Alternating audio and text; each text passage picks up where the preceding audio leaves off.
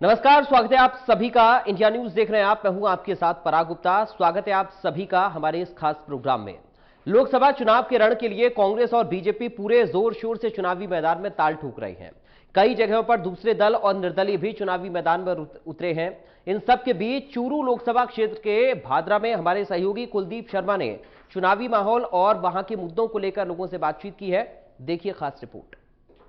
हनुमानगढ़ जिले की भादरा विधानसभा में, यह भादरा विधानसभा चूरू लोकसभा क्षेत्र में आती है। हनुमानगढ़ दो लोकसभा क्षेत्र में बंटा हुआ है। आधा जो है वो चूरू लोकसभा और आधा जो है श्रीगंगानगर लोकसभा में है। हम मौजूद हैं भादरा विधानसभा क्षेत्र में, जानने के लिए पहुंचे हैं भी जनता का आखिर मूड क्या है, जनता क्या सोचती है, किस तरीके के काम जो है हनुमानगढ़ जिले में या उनके संसदीय क्षेत्र में होने हैं और किस तरीके के काम जो अभी होने बाकी हैं। और अब की बार जिस प्रकार से टिकट परिवर्तन किया गया, एक खिलाड़ी को मौका दिया गया, इसको लेकर भी सवाल करेंगे भी आखिर खिलाड़ी को मौका देना और एक जो टिकट काटी गई उसके बारे में भी ये अपनी क्या राय रखते हैं और उसके बाद जो है कांग्रेस में सम्मिलित हो गए। काफ़ी चीज़ों की बात करेंगे। इन तमाम चीज़ों पर सबसे पहले हम बात करेंगे, यहाँ पर बुजुर्ग आदमी हैं, क्या नाम है आपका? जसवंत सारण। जसवंत जी, आपसे जानना चाहते हैं किस तरीके का माहौल है यहाँ पर, कौन आपके हिसाब से यहाँ जीत सकता है?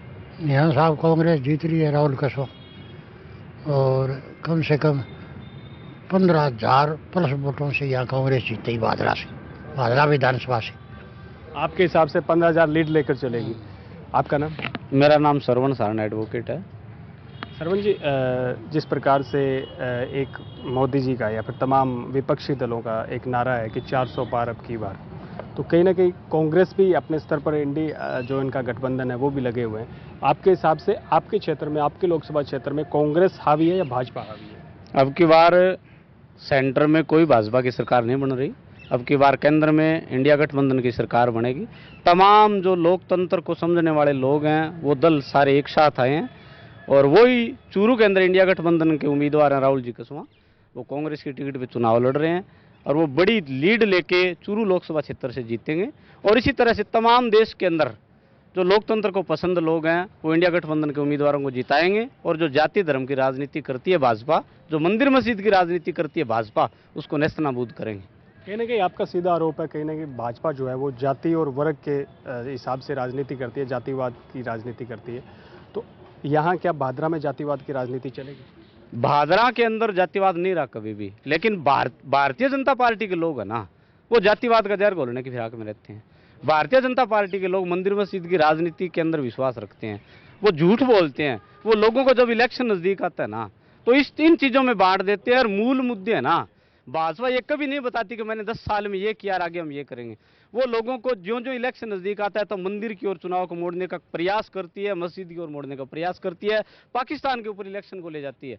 लेकिन लोगों ने पहली दफा विश्वास कर लिया, दूसरी बार भी देखा कि भाजपा हो सकता है एक विकल्प के रूप में अपने लिए अच्छा करे। लेकिन लोगों ने सारा जांच पर रखे, लोगों ने देख लिया, लोगों का भाजपा से विश्वास उठ गया। लोग अब इनके फेर में आने वाले नहीं है। और वापिस लोकतंत्र को मजबूत करने के लिए, भारतीय संविधान को मजबूत करने के लिए यहाँ का कमेरा, गरीब, मजदूर, जो शोषित पीड़ित किसान है, वो सारा अब की बार इंडिया गठबंधन के साथ रहेगा और भाजपा को रहेगा। इनका कहना है भी अब की बार भाजपा की, कह सकते हैं भी अब की बार जो प्रकार की कह रहे हैं भी भाजपा एक बार फिर से आएगी, नहीं आएंगे। आप क्या मानते हैं? मैं तो यही मानता हूं कि हमारे यहाँ पर चूरू लोकसभा के अंदर राहुल जी कसवा हैं, इंडिया गठबंधन के उम्मीदवार। उनकी बहुत अच्छी तरीके से वो भादरा से और चूरू लोकसभा से अच्छी तरीके से लीड होगी। और जिस प्रकार से केंद्र की सरकार झूठे नारे दे रही है, ये इसका एक ये नारा दे रही है कि 400 पार, तो मैं आपके मार्फत मैं कहना चाहता हूं तमाम साथियों से कि ये 400 पार सीट की नहीं, बल्कि अगर बीजेपी की सरकार आई तो ये डीजल और पेट्रोल के दाम वो 400 पार करेंगे। और ये बात भी बोल रहे हैं कि हम संविधान को बदलेंगे। ये लोग जिस प्रकार से विद्यार्थी नौजवान को शिक्षा को ठोकर मार के ये नई शिक्षा नीति बदल रहे हैं, उसी प्रकार अगर बीजेपी सत्ता के अंदर आई तो ये संविधान में बदलने की बात कर रहे हैं। आपके हिसाब से आपका लोकसभा क्षेत्र है, आपके लोकसभा क्षेत्र में भाजपा और कांग्रेस के अपने अपने उम्मीदवार हैं। आपके हिसाब से कौन हावी है और क्या विकास हो पाया है? पिछले जिस 2 बार लगातार से भाजपा रही है, भाजपा केंद्र में रही है, यहाँ के सांसद भी भाजपा के रहे हैं, क्या विकास हो पाया? विकास पर भाजपा का ध्यान ही नहीं है। ये जनता की भावना से जुड़े हुए बातें और जुमले फेंकते हैं, जुमले के आधार पर सत्ता में बना रहना चाहते हैं और तानाशाही करना चाहते हैं। इनकी तानाशाही ये इतनी सामंती सोच के साथ सत्ता में बैठे रहना चाहते हैं। ये हिंदुस्तान के संविधान के साथ और हिंदुस्तान के लोकतंत्र को बदलने के लिए सत्ता में रहना चाहते हैं, काबिज रहना चाहते हैं। और यहाँ तो मैं यहाँ ही नहीं, पूरे राजस्थान का माहौल जिस तरीके से आम चर्चाएं हम सुन रहे हैं, पूरे राजस्थान में इंडिया गठबंधन जीतेगा और यहाँ से भाजपा हारेगी। और पूरे देश से भी समाचार जैसे सोशल मीडिया के माध्यम से, पत्रिका के माध्यम से, या फिर भारतीय जनता पार्टी के जो नेतागण रहे, मंत्री रहे, जहाँ तक वित्त मंत्री की बात करें अपने सीतारमण की, उनके बयान और जिस तरीके से विरोध है, जिस तरीके से भाजपा है जो भ्रष्टाचारियों का अड्डा बनी है, जिस ये 2014 के चुनाव में कह रहे थे कि देश में जो भ्रष्टाचारी लोग हैं, भ्रष्टाचार किया है, राजनीति का दुरुपयोग किया है, उनको हम जेल में डालेंगे। इन्होंने जेल में डालने की बजाय इन्होंने भाजपा में डालने का काम किया है। इसलिए लोग है, जनता है, पूरे हिंदुस्तान का जन है, वो समझ चुका है कि ये जुमले की सरकार है, झूठ बोलने के अलावा इनके पास कुछ नहीं है। ये किसान विरोधी सरकार है। ये इस बार किसान और नौजवान हिंदुस्तान का जन जन वोट डालने जा रहा है इंडिया गठबंधन के पक्ष में, भाजपा को हराने के लिए, क्योंकि उन्होंने किसान आंदोलन पर जो कुठाराघात किया गया, जिस तरीके से किसानों को कुचलने के लिए प्रयास किया गया, आप लोगों ने भी देखा है। दिल्ली की बॉर्डर पर किसान बैठे थे, किस तरीके से गोलियां चलाई गई, कीले और कंटीले तार लगा करके किसान को आतंकवादी बताया गया, किसान को पाकिस्तानी बताया गया। जहां भाजपा 2014 के चुनाव में कह रही थी कि पाकिस्तान हमारा दुश्मन देश है और हम विश्व के नक्शे से मिटा देंगे, यहाँ मोदी जी आए तो उन्हीं पाकिस्तान से बड़ा चंदा लेकर के मोदी जी देश के में भाजपा को चला रहे हैं। ये भाजपा को ही नहीं चलाना चाहते, राजनीतिक पार्टी नहीं चलाना चाहते, मोदी और अमित शाह की दादागिरी देश में चलाना चाहते हैं, राज चलाना चाहते हैं, सामंती राज दोबारा पैदा करना चाहते हैं देश में। इसलिए इनकी अराजकता और इसकी तानाशाही को तोड़ने के लिए पूरा देश भाजपा को हराएगा और इंडिया गठबंधन को जिताएगा। लोकल मुद्दों की बात करें तो आपके हिसाब से कौन से लोकल मुद्दे हैं जो अभी फिलहाल अगर कोई सांसद बनता है तो चाहेंगे भी आप वो सबसे पहले हमारे इस लोकल मुद्दों पर काम करें? लोकल मुद्दों पर यहाँ सबसे ज़्यादा तो नहरी पानी के सवाल भी है। यहाँ पूरे इलाके का नहरों बनी हुई है, आधा विधानसभा क्षेत्र है जो सिंचित है लेकिन वहाँ पानी नहीं पहुँच पा रहा है, वो भी मुद्दा रहेगा। फसल बीमा क्लेम भादरा विधानसभा का, चूरू लोकसभा क्षेत्र का सबसे बड़ा मुद्दा रहा है। पिछले सालों इस इलाके में करीब 1650 करोड़ से अबो फसल बीमा क्लेम आया है 5-7 फसलों में, वो भी बड़ा मुद्दा रहेगा। अन्य जो शिक्षा के क्षेत्र में वो भी बड़े मुद्दे रहेंगे। सार्वजनिक क्षेत्र में एक यहाँ किलाबंदी चकबंदी का काम भी अभी अधूरा पड़ा है, ये भी स्थानीय मुद्दे रहेंगे। आपके हिसाब से लोकसभा क्षेत्र बहुत बड़ा है चूरू, हनुमानगढ़ जिले के भी नौहर, भादरा, पल्लू और काफ़ी क्षेत्र आते हैं। भादरा में किस तरीके का माहौल है? भादरा में अच्छा माहौल रहेगा। कांग्रेस के पक्ष में कम से कम 50,000 वोटों से जीत के जाएगी यहाँ कांग्रेस। राहुल कस्मा 50,000 वोटों से जीत के जाएंगे। राहुल कस्मा आपके हिसाब से क्यों जीत रहा है, ऐसा क्या है राहुल कस्मा? वो किसानों की आवाज़ उठाने वाले नेता हैं और उन्होंने किसानों की आवाज़ उठाई है, इसलिए उनके पक्ष में लोग ज़्यादा से ज़्यादा वोट कर रहे हैं। आपके हिसाब से चूरू लोकसभा क्षेत्र में, खास करके आपके भादरा में क्या कुछ रहने वाला है? अब की बार राहुल कस्मा मजबूत कांग्रेस लीडर हैं। काफ़ी समय से मजबूत एक नेता की ज़रूरत थी, किसान लीडर जो जनता के लिए किसानों के मुद्दे उठाए वो रखे। इस मामले में राहुल कस्मा काफ़ी योग्य साबित हो रहे हैं और उनका परिवार काफ़ी वर्षों से यहाँ से स्थानीय लोगों से जुड़ाव रखता है, इस वजह से भी वो काफ़ी मजबूत है। आप यूथ भी हैं, युवा भी हैं, क्या सोचते हैं एक युवा किस तरीके का जब वोट डालने जाता है तो उसके दिमाग में क्या होता है, किस तरीके का? देखिए, चाहे युवा हों, चाहे महिलाएं हों और चाहे देश के किसान हों, आज के दिन जनता का जो पूरे राष्ट्र भर में मानस है वो भाजपा के खिलाफ है। इसके लिए उन सब के पास पर्याप्त कारण है, हर वर्ग के पास भी, हर वर्ग ने प्रताड़ित महसूस किया है। अब आज यहाँ ये देवेंद्र जी को इन्होंने उतारा है, पैरा ओलंपियन हैं, गोल्ड मेडलिस्ट हैं, उनका हम खिलाड़ी के रूप में, इंसान के रूप में बहुत मान सम्मान करते हैं। लेकिन बीजेपी वालों से कोई पूछने वाला हो कि आज आप चुनाव कैंपेन में ये कह रहे हैं कि देवेंद्र झाझड़िया ने देश का गौरव बढ़ाया है, तो आपको राज्यसभा के चुनाव में ये देवेंद्र झाझड़िया क्यों याद नहीं था? आपने जो 3 आदमी यहाँ से चुन करके राज्यसभा के लिए भेजे हैं, उनमें आप देवेंद्र झाझड़िया को क्यों नहीं भेज सकते थे? आपकी पुरानी आदत रही है, आप चुनावों के समय राम को आगे करते हैं, पिछली बार पुलवामा अटैक को अपनी विफलता मानने की बजाय आपने पुलवामा में जो शहीद हुए उनके नाम पर वोट मांगे। कभी आप सैनिकों को आगे करते हैं और अब आप खिलाड़ियों को आगे करने लग गए, जबकि खिलाड़ियों की आप वास्तविक इज्जत कितनी करते हैं। ये अभी पीछे जो हमारे पहलवानों ने आंदोलन किया, आपका पूरा का पूरा IT सेल लग गया उसको एक जाति विशेष का आंदोलन बताने में, जबकि उसके अंदर जिस जाति को आप टारगेट कर रहे थे उसके मात्र 3 ही पहलवान थे, बाकी 50 से ज़्यादा पहलवान वहाँ धरना प्रदर्शन कर रहे थे जो कि भिन्न भिन्न जातियों से, आदिवासी समुदाय से, SC समुदाय से थे। खिलाड़ियों की आपके मन में रत्ती भर इज्जत नहीं है। आपके राज के अंदर कोई एक मंत्री मणिपुर के ऊपर स्टेटमेंट देने के लिए तैयार नहीं है। क्या मणिपुर भारत का राज्य नहीं है? जब आप एक स्टेट को जलता हुआ छोड़ सकते हैं तो बाकी स्टेट्स के विकास की उम्मीद आपसे कैसे की जा सकती है? चूरू लोकसभा क्षेत्र के लिए इन्होंने नारा दिया है क्या केंद्र में नरेंद्र और चूरू में देवेंद्र। अगर नरेंद्र जैसे ही देवेंद्र हैं तो देवेंद्र नहीं चाहिए जनता को, क्योंकि नरेंद्र से ये जनता 10 सालों में इतनी व्यथित है। चाहे वो आप किसानों की बात करें, ये आप 6,000 रुपये किसान निधि दे करके लोगों को बरगलाने का काम कर रहे हैं। आप लोगों को ये नहीं बताते कि हमने DAP के कट्टे में 5 किलो वजन घटा दिया और 900 रुपये उसका रेट बता दिया। जो DAP का कट्टा हमें 425 रुपये में मिला करता था 2014 तक, वो आज 1450 रुपये में मिलता है और 5 किलो उसके अंदर वजन कम मिलता है। इसके अलावा जो कुछ भी केंद्र सरकार के अधीन जो भी बातें थी, उन सभी बातों में ये सरकार बुरी तरह से विफल हुई है। किसानों का जब कर्जे माफ़ी की बात चलती है तो आप पहले कह देते हैं और उसके बाद में बिल्कुल मुकर जाते हैं कि इस स्केल पर कर्जा माफ़ी संभव नहीं है। आप मीडिया को खरीद करके विपक्ष की आवाज़ को दबाने का काम करते हैं। कल ही मैं नितिन गडकरी जी का एक पुराना स्टेटमेंट सुन रहा था कि एक संवैधानिक अधिकार है कि अगर सरकार से कोई व्यक्ति व्यथित है, सरकार के कामकाज से मतलब प्रसन्न नहीं है, तो उसको मौलिक अधिकार है कि वो उसके खिलाफ धरने प्रदर्शन आंदोलन करे। लेकिन आपने जब भी आंदोलन इस सरकार के विरुद्ध हुए उनको दबाने का काम किया, चाहे वो युवाओं के आंदोलन हो। आपने SC वर्ग के आज आप वोट चाहते हैं, लेकिन आपने दलित एट्रोसिटी एक्ट के अंदर भी परिवर्तन करने का प्रयास किया था। उस समय बड़े स्केल में राष्ट्र भर में आंदोलन हुए थे, लेकिन आपके किसी मंत्री ने, किसी मतलब क्या है का जिम्मेदार व्यक्ति ने उसके बारे में एक टिप्पणी तक करना उचित नहीं समझा। आप गाए बेगाए मतलब लोगों को धर्म के आधार पर भड़काने की कोशिश करते हैं।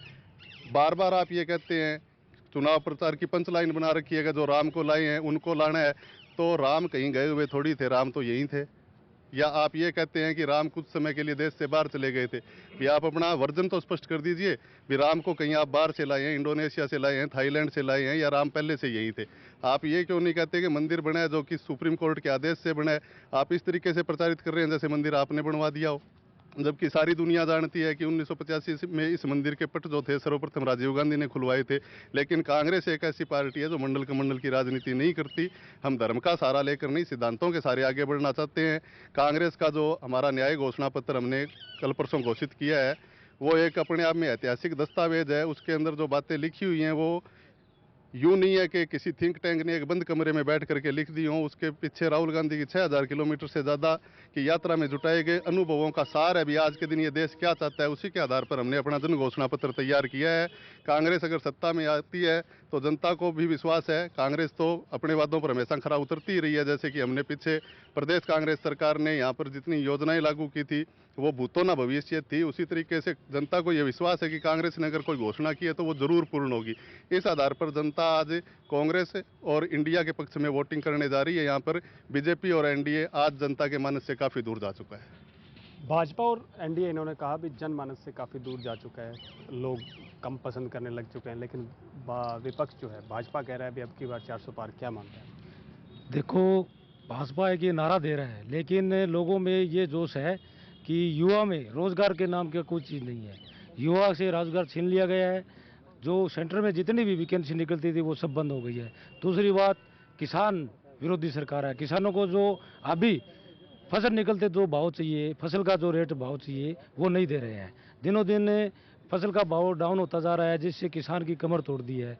इससे लोगों में बड़ा रोष है कि किसी तरह से बीजेपी को सत्ता से बाहर किया जाए और इंडिया का जो गठबंधन बना हुआ है उसको सत्ता में लाया जाए। आपसे एक यूनिक सा सवाल है। भादरा और इस क्षेत्र से एक नारा गया था, मोरिया मोरिया बोल गया। अब की बार मोरिया किसका बोलेगा? मोरिया तो बीजेपी का बोलेगा, पूरे देश से ही बीजेपी का मोरिया बोलेगा। क्योंकि अब आप क्या मानते हैं भाई इस पे? यहाँ पर भाजपा और कांग्रेस के अलग अलग उम्मीदवार हैं, दोनों में चेंजिंग है, उम्मीदवार बदले हुए हैं। ये बदलाव किस ओर का इशारा कर रहा है? क्या आप मानते हैं भी बदलाव में कौन जीतेगा? दोनों बदलाव। मेरे ख्याल से तो बदलाव 10 साल हो गए, बदलाव होना ज़रूरी भी है और देश की मांग भी है। बदलाव होगा, कांग्रेस है वो सत्ता में आएगी, क्योंकि इस देश का पीएम अगर पढ़ा लिखा न हो, जो शिक्षा जैसे मुद्दों पे जो किताबें उन पे 16% जीएसटी लगाता है, कोई देश आगे बढ़ने के लिए अनिवार्य शिक्षा और मुफ्त शिक्षा की ज़रूरत है, उनके बच्चों को और युवाओं को ज़रूरत है, न कि जीएसटी लगा के जो गरीब तबके से जो बच्चे आते हैं उनको पढ़ाई से अलग किया जाए। तो कहाँ ये किस ओर अपने देश को ले जाया जा रहा है? एक पाखंड की तरफ, सिर्फ और सिर्फ एक पाखंड की तरफ मोड़ा जा रहा है।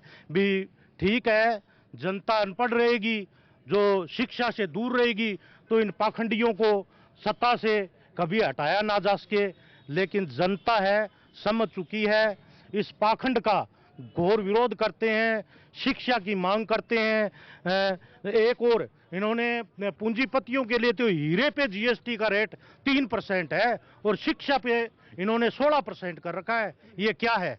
ये आम जनता, सबसे ज्यादा जनता गरीब जनता है इस देश में, तो जो शिक्षा से वंचित है होती जा रही है। इसलिए मैं तो शिक्षा को एक आधारभूत मुद्दा मानते हुए और इस बदलाव की पुरजोर अपील करता हूं। आप क्या मानते हैं अभी जिस प्रकार से आपने कहा भी बदलाव की पुरजोर मांग करते हैं, बदलाव होना भी चाहिए, जैसा कि आपने बताया भी, जिस प्रकार से बदलाव के कारण भी आपने बताए। अब मैं बात करता हूं यहाँ लोकल की। लोकल लोकसभा और आपका भादरा विधानसभा है, यहाँ से कौन लीड कर रहा है आपके साथ? यहाँ से राहुल कसवा लीड करेगा। 20-25 हज़ार वोटों से राहुल कसवा यहाँ से लीड कर रहे हैं। आपसे जानना चाहेंगे भी इस भादरा लोकसभा क्षेत्र में किस प्रकार का माहौल है? बीजेपी के पक्ष में है, कांग्रेस के पक्ष में है, दोनों उम्मीदवार बदले हुए हैं, क्या लगता है? सर, उम्मीदवार बदलना कोई जीत की गारंटी थोड़ी है। दो एक घर 25 साल से इस पार्टी की सेवा कर रहा था, इसका मतलब इस आदमी में कहीं कोई कमी नहीं है। यदि ये खराब होता तो इसका विरोध होता। भाई ये एमपी के रूप में 25 साल ये घर रहा है, इसका मतलब ये खराब नहीं है, तभी तो लोग इतने उत्साह से लगे हुए हैं इनके साथ। जो वोट बैंक बीजेपी का इनकी तरफ डाइवर्ट होता था, आज वो वोट बैंक इनका है। इसका मतलब बीजेपी का वोट बैंक था ही नहीं, ये तो राम सिंह कसवा और राहुल कसवा का वोट बैंक था। तो ये इनका वोट है सर। और बीजेपी के लीडर एक आज इस क्षेत्र, आप लोकसभा क्षेत्र में जाओगे देखोगे तो आपको पता लगेगा यहाँ कुछ हिस्सा नहरी है, बाकी बारानी है। उनकी आजीविका का साधन है जी लकड़ी काट के खेत की बेच के आना। उसके लिए ये बोलते हैं कि लकड़ी बेचनी है तो बीजेपी को वोट दो, नहीं तो नहीं बेचने देंगे। और कोई जाता है तो उस पर 30-30, 40-40 हज़ार रुपये एक गाड़ी से। हमारे विधानसभा चुनाव के बाद 50 गाड़ियां ऐसी लोगों के फ़ोन आए हैं कि सर हमारा 30-30 हज़ार का चालान कर रहे हैं। एक खेत में कोई लकड़ी बेचने जाता है, वो 2-3 हज़ार रुपये उसके बचते हैं गाड़ी वाले के, अब उसका 30 हज़ार रुपये का चालान हो गया, यानी उसके 1-2 महीने की कमाई गई, फिर वो क्या करेगा? इसलिए जनता बहुत ज़्यादा परेशान है सर इनके झूठे वादों से। और इनकी जो दबाव की राजनीति है, ये प्रशासन के थ्रू दबाव दे के वोट बैंक लेना चाहते हैं। लोग समझदार हैं जी, ऐसा नहीं होगा और लोगों ने इस चीज़ का देखा है। पूरे देश में कहीं भी चले जाओ आप, हर जगह एक ही बात आ रही है, मोदी जी ने झूठे वादे करके इस देश को बरगलाया है। लोग शिक्षा, चिकित्सा मुद्दों की राजनीति करना चाहते हैं। वो ये नहीं है कि राम को लाएंगे, राम को छोड़ दिया है। कहाँ छोड़ के आए थे राम को? कहाँ से लाए हैं मोदी जी राम? राम तो हमारे दिमाग में है, हमारे दिल में है, तो लाए कहाँ से हैं वो? उनसे कोई पूछने वाला चाहिए कि वो राम को लाए कहाँ से हैं। हमने तो ये सुना है बुजुर्गों से, कण कण में भगवान। तो जब कण कण में भगवान है तो उसको एक जगह स्थापित करने की जरूरत क्या है? पूरे देश में उस जगह के अलावा राम का मंदिर कहीं नहीं है, तो आप घर घर में मंदिर बनवाओ ना। स्कूल की छोड़ के आप मंदिर बनवा दो, इतना ही अच्छा है तो। लेकिन नहीं, उनको तो वोट के लिए राम का मंदिर चाहिए। राम राम राम और कुछ नहीं है सर। इसलिए भादरा विधानसभा क्षेत्र में तो कम से कम 25-30 हज़ार वोटों से राहुल कसवा जीत रहे हैं।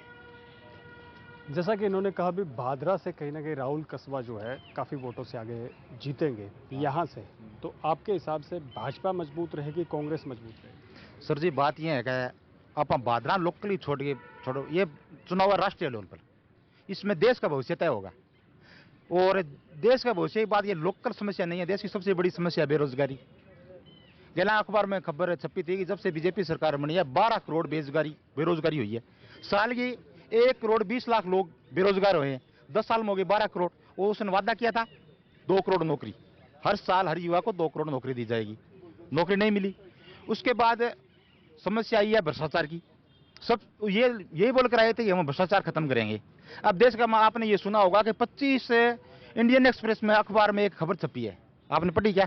उस खबर के अंदर यह कहा गया है कि 25 नेता अन्य पार्टियों भ्रष्टाचारी बीजेपी में शामिल हुए, जिसमें 23 को क्लीन चिट दे दी गई है, भी उनको भ्रष्टाचार मुक्त करके भाजपा के अंदर शामिल कर लिया।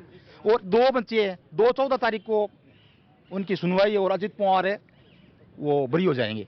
और मोदी जी का आपने भाषण सुना था कि 70,000 करोड़ का घोटाला अजित पवार ने किया है, जो सिंचाई घोटाला। एनसीपी नेचुरल क्रैप पार्टी के बिन ने आज एनडीए में शामिल करके उप मुख्यमंत्री बना रखे, बिन खजाना मंत्री और बना रखे है, फिर वो वित्त मंत्री बन रहे हैं महाराष्ट्र को। अब मुद्दा लोकल मुद्दा करा के जो ऊपर का मुद्दा ही खत्म करना रही है, बेरोजगारी बढ़ना रही है देश के, वहाँ युवा भटक रहे हैं और देश का नेरेटिव ये फैलाया जा रहा है कि मारो भ्रष्टाचारी सारों बढ़िया थाईलैंड बात ही हो रही है। बांगो भ्रष्टाचारी एकदम सही है। बांकन मशीना भी मैं धोके पुट लिया है, 6 दिया है कांग्रेस की टिकट, 6 आदमी टिकट दिया हरियाणा के अंदर। अब भाई जी लोकल मुद्दा कहाँ है? ये तो ऊपर की अपनी सेट कर रहे हैं, उनको तो सीट चाहिए। अगर दाऊद आज बीजेपी ज्वाइन कर ले तो उनको टिकट दे देंगे। ये तमाम वो लोग थे जिनसे हमने जानने का प्रयास किया। हम चूरू लोकसभा क्षेत्र में खड़े थे, सबने अपनी अपनी बातें रखी, अपनी अपनी बात कही और ये दावा किया भी अब की बार जो कहीं ना कहीं इस क्षेत्र से भाजपा के मुकाबले कांग्रेस ज़्यादा मजबूत है और कांग्रेस से यहाँ राहुल कसवा को टिकट दी गई है। राहुल कसवा यहाँ पर मजबूती में इनके कहने के अनुसार मजबूत नज़र आ रहे हैं। अब जब वोट पड़ेंगे और उसके बाद जो परिणाम आएगा उसमें क्या रिजल्ट आएगा या किसका परिणाम जो है भारी रहता है, ये देखने वाली बात रहेगी। हनुमानगढ़ से मेरे सहयोगी राकेश चिंपा के साथ कुलदीप शर्मा, इंडिया न्यूज।